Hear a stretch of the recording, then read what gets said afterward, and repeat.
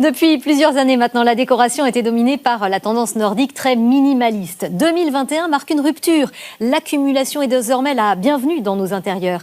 N'ayons pas peur de multiplier les imprimés, d'occuper l'espace et même de le saturer d'objets. Le maximalisme à la cote. Pascal Largeron, Nguyen Tram et Roxane Runel. Chez Mélanie, c'est l'accumulation des petits objets qui rend les lieux chaleureux.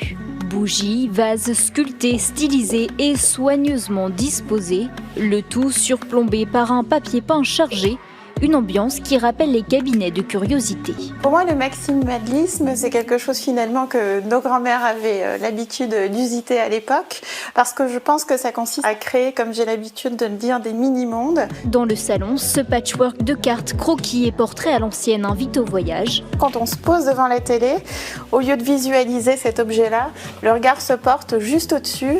Dans la cuisine, les objets chinés ou détournés font le charme de ce style très personnel. J'assume totalement le fait que potentiellement ce soit chargé pour certains. Je trouve qu'une déco, ça doit être le reflet avant tout de votre personnalité et surtout voilà, de la créativité que vous avez en vous.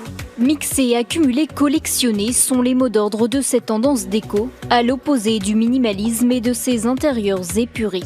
Des codes dont les grands noms du design se sont déjà emparés et qu'on retrouve dans le catalogue 2022 d'un géant de l'ameublement, comme ici, aux pages salon ou cuisine.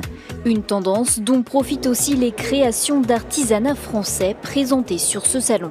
On a sélectionné des artisans qui font des choses totalement différentes et qui ont leur propre style, qui utilisent leurs propres matériaux. Donc on a ici au fil de rêve, c'est des décorations murales en fil de fer. Nous avons Ekaï ici, qui fait donc des lampes art déco. Des objets uniques qui trouvent toute leur place dans cette tendance maximaliste qui autorise le trop-plein de ces bibelots si chers à nos yeux.